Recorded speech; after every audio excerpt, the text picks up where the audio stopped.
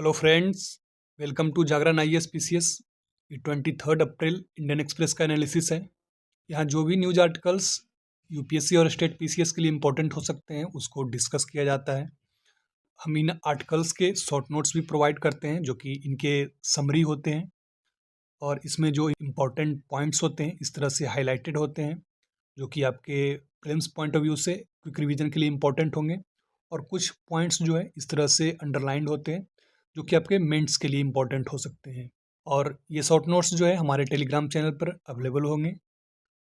चलिए शुरू करते हैं फर्स्ट न्यूज आर्टिकल के साथ जो कि एडिटोरियल पेज से है और ये इकोनॉमिक सेक्शन से रिलेटेड है। अभी आप सुन रहे होंगे कि रुपीज़ जो है हमारा करेंसी वीक हो रहा है।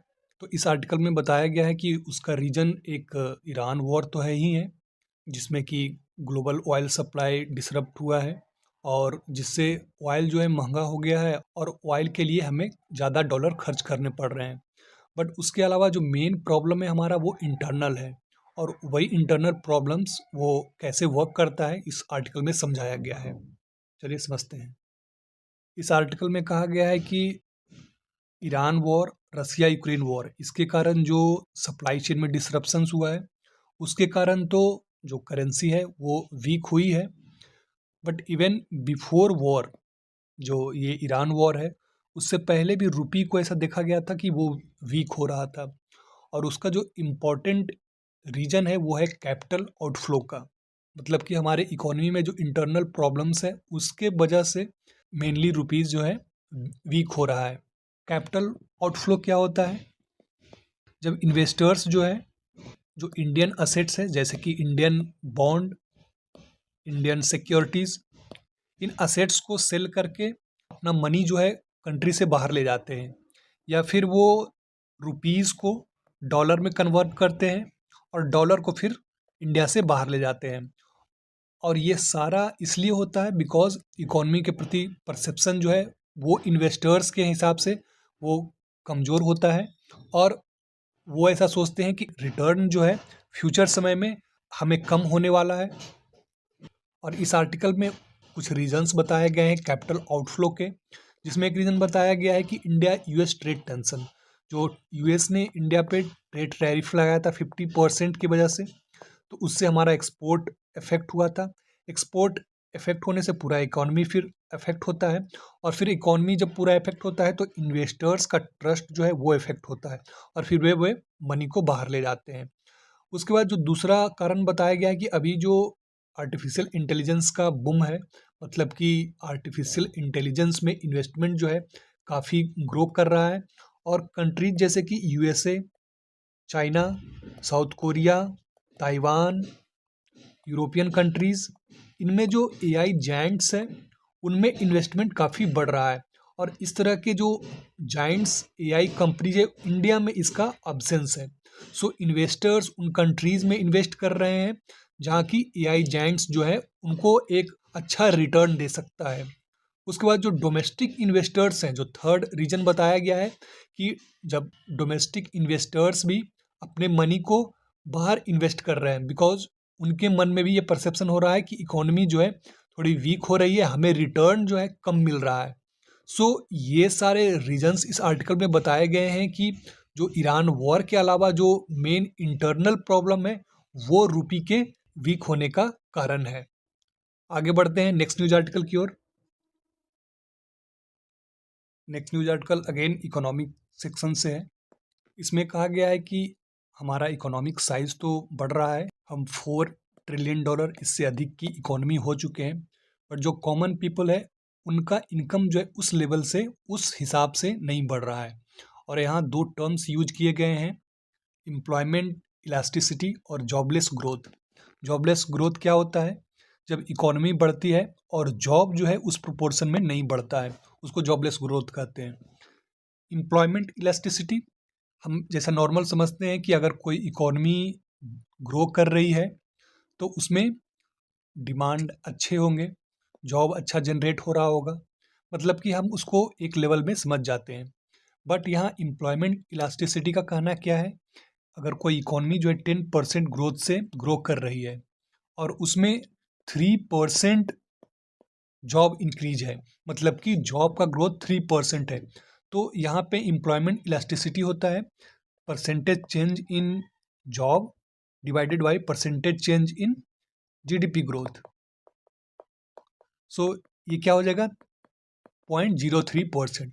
बट अगर ये परसेंटेज चेंज इन जॉब जो है स्टैग्नेंट हो जाए, मतलब नियरली इक्वल टू जीरो हो जाए, मतलब कि हर एक साल उतने ही जॉब क्रिएट हो रहे हैं जितने पहले हो रहे थे और उसमें ज़्यादा चेंजेस नहीं आ रहे हैं, सो इकोनॉमी तो ग्रोथ कर रही है, मतलब कि 0/10 कहने का मतलब है कि नियर जीरो एम्प्लॉयमेंट इलास्टिसिटी, इसी को जॉबलेस ग्रोथ कहा जाता है। मतलब कि इकोनॉमी का साइज जिस परसेंटेज से बढ़ रहा है, जिस प्रोपोर्शन से बढ़ रहा है, उस प्रोपोर्शन से जॉब नहीं बढ़ रहा है और लोगों की इनकम नहीं बढ़ रही है।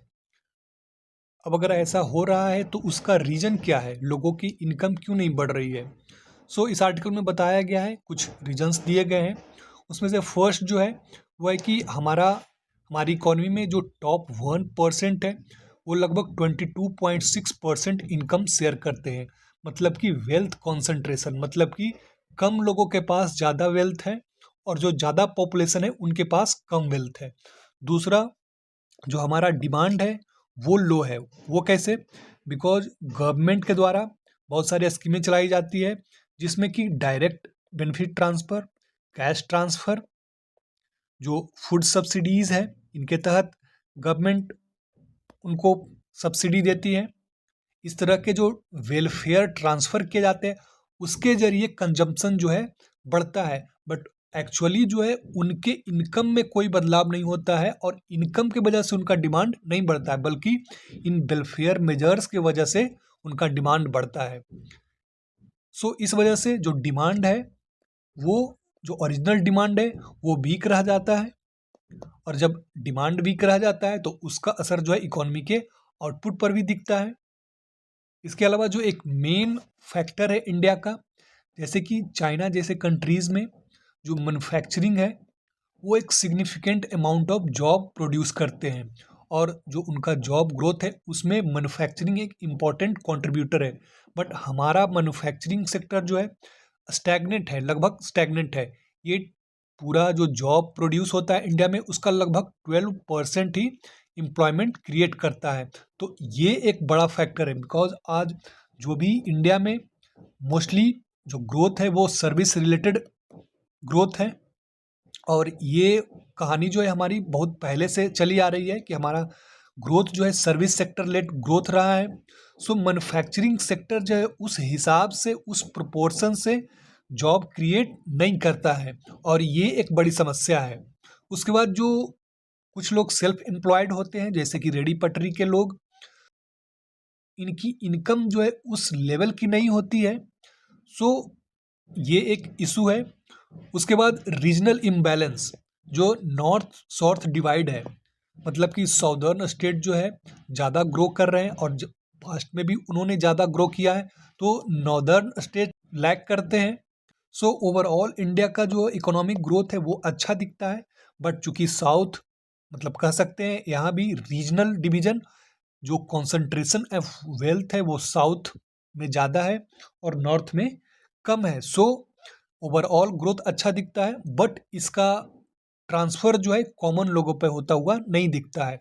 इसके बाद जो लास्ट में कहा गया है कि जो हमारी जीडीपी का साइज है वो कई फैक्टर्स पे डिपेंड करता है, जैसे कि एक्सचेंज रेट क्या चल रहा है। तो इस आप जानते हैं कि नॉमिनल एक्सचेंज रेट और रियल एक्सचेंज रेट, जैसे कि नॉमिनल जीडीपी और रियल जीडीपी। सो जो आप डेटा देखते हैं ग्रोथ का, उसमें एक्सचेंज रेट भी एक कंट्रीब्यूटर होता है, और उसके बाद जो ये डेटा होता है उसमें एक बेस ईयर जो है इम्पॉर्टेंट प्लेस रखता है, बिकॉज हम उस बेस ईयर से अपनी इकोनॉमी को कंपेयर करते हैं कि कितना ग्रो कर रहा है। तो ऑथर का सिंपल कहना है कि ये जीडीपी रैंकिंग या जो जीडीपी में आप ग्रोथ देखते हैं उनमें इन फैक्टर्स का भी कंट्रीब्यूशन होता है। सो ऊपर से ग्रोथ ज़्यादा दिखता है, बट वो जो है कॉमन पीपल में इनकम राइज के रूप में वो ट्रांसफ़र नहीं हो पाता है, और जो इंडिया के ये स्ट्रक्चरल इशूज जो है वो कहीं ना कहीं ग्रोथ के पीछे जो है छिप जाते हैं। सो हमें इंक्लूसिव ग्रोथ की ज़रूरत है, जिससे कि जो कॉमन पीपल है उसका इनकम बढ़े, वो जो है फिर डिमांड को क्रिएट करेगा और फिर उससे इकोनॉमी डिराइव होगी। आगे बढ़ते हैं नेक्स्ट न्यूज आर्टिकल की ओर। नेक्स्ट न्यूज आर्टिकल फर्टिलाइजर से रिलेटेड है। वेस्ट एशिया में जो वॉर चल रहा है उसकी वजह से जो फर्टिलाइजर के प्राइसेस में राइज हुआ है, और जो हमारे सामने चैलेंज है बिकॉज हमारा एग्रीकल्चर जो है फर्टिलाइज़र पे काफ़ी डिपेंड करता है। हाई यील्ड के लिए फर्टिलाइज़र की ज़रूरत होती है। खरीफ सीज़न आने वाला है, मतलब कि मानसून सीज़न, तो ये तो जैसे तैसे जो है मैनेज हो जाएगा, बट आगे जो रबी सीज़न आने वाला है उसमें दिक्कत हो सकती है। तो क्या हमारे पास वे आउट है, क्या सॉल्यूशंस है, यही न्यूज आर्टिकल में बताया गया है। इस आर्टिकल में बताया गया है कि पिछले 2 महीने में जो यूरिया बेस्ड फर्टिलाइज़र है उसके प्राइसेस जो है डबल हो गए हैं, और हमारे यहाँ जो फर्टिलाइज़र यूज किया जाता है एग्रीकल्चर में उसमें यूरिया का शेयर जो है 55% है। मतलब कि यूरिया बेस्ड फर्टिलाइज़र हम ज़्यादा यूज करते हैं और जो किसान हैं वो भी ज़्यादा यूज करते हैं। यूरिया के लिए जो रॉ मटेरियल चाहिए होता है वो natural gas, Haber process, nitrogen plus H2 ammonia बनाया जाता है, उससे यूरिया बनाया जाता है। अब ये हाइड्रोजन कहाँ से आता है, तो इसका सोर्स होता है नेचुरल गैस, और इसी के लिए हम जो है वेस्ट एशिया पे डिपेंडेंट है। मतलब कि LNG ये रॉ मटेरियल के रूप में फर्टिलाइज़र के लिए यूज किया जाता है और फिर उससे फर्टिलाइज़र बनाया जाता है। सो ये पूरा हमारे सामने चैलेंज है कि कैसे हम इस क्राइसिस को, प्राइस राइज को, और फिर आने वाले समय में अगर एग्रीकल्चर में इसका इफेक्ट पड़ता है तो उससे फूड प्राइसेस बढ़ सकती है। अभी तो मैनेज हो जाएगा कैसे भी, और जो फ्यूचर में सोइंग होगी तो उसको हम कैसे हैंडल करेंगे। तो इसमें कुछ सॉल्यूशंस बताए गए हैं। इसमें कहा गया है कि जो हम फर्टिलाइज़र यूज करते हैं उसमें यूरिया मेन होता है। इसको आप ऐसे समझ सकते हैं कि जब आप खाना खाते हैं तो अगर सिर्फ आप रोटी और राइस लेते हैं और वेजिटेबल्स, फ्रूट्स, विटामिन्स ये सब कम मात्रा में लेते हैं तो फूड का एब्जॉर्प्शन जो है, मतलब कि फूड का एनर्जी में कन्वर्जन हुआ है वो अच्छे तरीके से नहीं हो पाता है या कम होता है। मतलब आप ज़्यादा खाकर भी एनर्जेटिक फील नहीं करते हैं। सो कुछ ऐसा ही प्लांट्स के लिए भी है। उनको जो फर्टिलाइज़र दिया जाता है अगर उनमें उनके विटामिन्स जो है जैसे कि जिंक, आयरन, बोरन, ये सब की मात्रा अगर कम होती है तो फर्टिलाइज़र को वो ऑब्जर्व नहीं कर पाते हैं, और अगर 1 kg फर्टिलाइज़र दिया जाता है तो उसमें हार्डली 50 to 60% फर्टिलाइज़र जो है प्लांट यूज करते हैं। बट अगर उनमें माइक्रो न्यूट्रिएंट मिला दिया जाए जैसे कि जिंक, आयरन, बोरन, सो ये क्या होता है एक विटामिन की तरह काम करते हैं और जो एब्जॉर्प्शन पावर होता है प्लांट का उसको बढ़ा देते हैं। अब जो पहले 50 to 60% अब्जॉर्ब करता था अब वही 80% के आसपास एब्जॉर्ब करेगा। कहने का मतलब कि कम फर्टिलाइजर्स यूज और उससे ज़्यादा यील्ड। सो फर्टिलाइजर जब कम यूज होगा सो हम कम इंपोर्ट करेंगे और उससे एक तो चैलेंज ये हमारा सॉल्व हो जाएगा।